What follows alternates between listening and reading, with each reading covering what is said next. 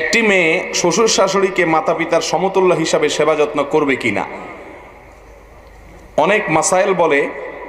অনেকে মাসাইল বলে শ্বশুর শাশুড়িকে খেদমত করার দায়িত্ব ছেলেদের। এটা তো একটা ভেজাল্লা প্রশ্ন ভাই। প্রত্যেকে যার মা বাবার খেদমত করবে, এটা হলো মূল কথা। ছেলে তার মা বাবার খেদমত করবে, মেয়েও তার মা বাবার খেদমত করবে। কিন্তু আমাদের দেশে মা বাবা, এদিকে মনোযোগ দেন আপনারা,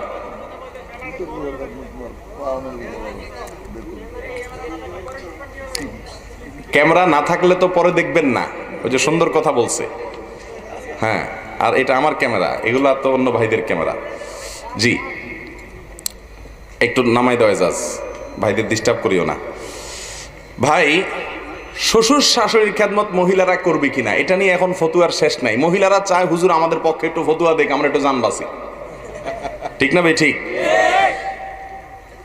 মাসআলা আমি সোজা বলি, অনেকেরই অপছন্দ হবে, পুরুষদের সবার অপছন্দ হবে, তারপরেও বলতে হবে সত্য কথা আমাকে। মা বাবার খেদমত সন্তানের দায়িত্ব। ছেলের দায়িত্ব তার মা বাবার খেদমত করা, মেয়ের দায়িত্ব তার নিজের মা বাবার খেদমত করা। কিন্তু আমাদের মতো গরিব দেশে ছেলে চাইলে বাবা মার খেদমত বসে বসে করতে পারে না। এজন্য সে বাইরে যাইতে হয়, বিদেশে যাইতে হয়, দূরে যাইতে হয়। বাসায় থাকে তার ওয়াইফ, তার স্ত্রী যদি তার পক্ষ থেকে তার মা বাবার খেদমত না করে, তাহলে কে করবে? এখন স্ত্রী যদি বলে না, আইনে নাই, আমি খেদমত করার কথা না, তোমার বাপ মা তুমি করবা, আমার তো বাপ মা না, আমি মুরব্বী হিসাবে সম্মান করব, ঠিক আছে, চা কাপ বানাই দেবো, ঠিক আছে, কিন্তু আমি সব খেদমত করব না, কারণ বাপ মা কার? তোমার। এই কথা যদি মহিলারা বলে, আর পুরুষরাও যদি বলে ঠিক আছে, আইন অনুযায়ী, ইসলামের নির্দেশ অনুযায়ী আমার তো বিয়ে একটা বেশি করা জায়েজ আছে, এটা বলার অধিকার পুরুষদের আছে না নাই? এ অধিকার পুরুষদের নাই? তো বেশি অধিকার বললে কিন্তু তখন দুই পক্ষে বেজাল লাগবে কি লাগবে না? এই জন্য মেয়েদের উচিত হলো এই চিন্তা করা যে আমার স্বামীর দায়িত্ব তার বাপ মার খেদমত করা, কিন্তু বেচারা পারে না, আমার ভালোর জন্য সে বাইরে চলে গেছে, আমার সংসারের ভালোর জন্য সে বাইরে চলে গেছে, তাহলে সে যখন এত কষ্ট করতেছে, তার দায়িত্বটা আমি তার পক্ষ থেকে তার মা বাবার খেদমত একটু করার চেষ্টা করি। এটা মেয়েদের করা উচিত, এটা তাদের নৈতিক দায়িত্ব। কথা বুঝে আসছে? মেয়েরা এখন শ্বশুর শাশুড়ির খেদমত করতে চায় না। কেন করতে চায় না? এখন তারা অনেক বিজি, হিন্দি সিরিয়াল দেখা লাগে, ফেসবুক টিপা লাগে, ইউটিউব দেখা লাগে, তারা অনেক বিজি এখন। ঠিক না বে ঠিক? যেই মেয়েরা শ্বশুর শাশুড়ির খেদমত করাকে আযাব মনে করে, ওই টাইমে বসে বসে মোবাইল টিপে আর টিভি দেখে, তারা একদিন শাশুড়ি হবে না? যেরকম করবে সেরকম হবে, কোনো সন্দেহ আছে?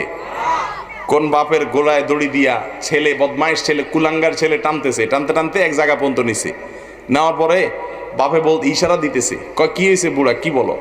আর টানিস না বাবা, এই পর্যন্ত আর টানিস না। কেন? তোর দাদার আমি এই পর্যন্ত টানছিলাম। যেরকম করবে হবেও কি ওই রকম। যে সমস্ত মেয়েরা শ্বশুর শাশুড়ির প্রতি দায়িত্বশীল হয়, তাদের প্রতি তাদের বৌমারাও, তারা বুড়া হলে ইনশাআল্লাহ দায়িত্বশীল হবে। তবে এটাও খেয়াল করা উচিত, অনেকে বৌমাদেরকে কাজের বুয়া হিসাবে আনে, কাজের মহিলা হিসাবে আনে। সে কাজের মহিলা না, সে আপনার পুত্রবধূ। তার প্রতি সম্মান দেখানো মুরব্বীদের কি দায়িত্ব। অনেক মুরব্বীরা আছে, তারা জুলুম করে, সকাল থেকে রাত পর্যন্ত গাধার মতো খাটনি করে, নিজের মেয়েটাকে একটা কাজের কথা বলে না, সব বৌমা করে। আছে না নাই? এই দুইটাই জুলুম। বৌমা যদি স্ট্রাইক করে, মোবাইল টিপে বসে বসে শাশুড়ির খেদমত না নেয়, সেটা যেরকম জুলুম, বৌমারে কাজের বুয়ার মতো ব্যবহার করে নিজের মেয়েকে রানীর মতো বসায় রাখা, সেটাও কি আল্লাহর কাছে বৌমা যেরকম দাঁড়াইতে হবে, শ্বশুর শাশুড়িকেও দাঁড়াইতে কোনো সন্দেহ আছে? প্রত্যেকে যার যার হক, যার যার করণীয় কর্তব্য সঠিকভাবে আদায় করতে হবে। ডক্টর খন্দকার আব্দুল্লাহ জাহাঙ্গীর রহমাহুল্লাহ একটা কথা বলতেন, আমরা মাশাআল্লাহ অধিকার সচেতন, কর্তব্য সচেতন না। একটা হলো অধিকার সচেতন, আরেকটা হলো অধিকার সচেতন মানে হলো আমার কি অধিকার আছে, বৌমা কেন করলো না, এই তো জাহান্নামের চৌরাস্তা পার করে দিব তারে বদদুয়া দিয়া, এটারে বলে অধিকার সচেতন। আর কর্তব্য সচেতন না মানে হলো সে অন্যের ঘরের মেয়ে আমার ঘরে আসছে, আমার কাছে আমানত, তার দিকে খেয়াল করা, তাকে স্নেহ করা, ভালোবাসা দেওয়া, মায়া দেওয়া, মমতা দেওয়া, আপন করে নেওয়া, এটা যে শ্বশুর শাশুড়ির দায়িত্ব, এটা তারা ভুলে যায় অনেক সময়। সব সময় সব কিছু হয় না, দুই পক্ষেরই কি হয়, ত্রুটি হয়।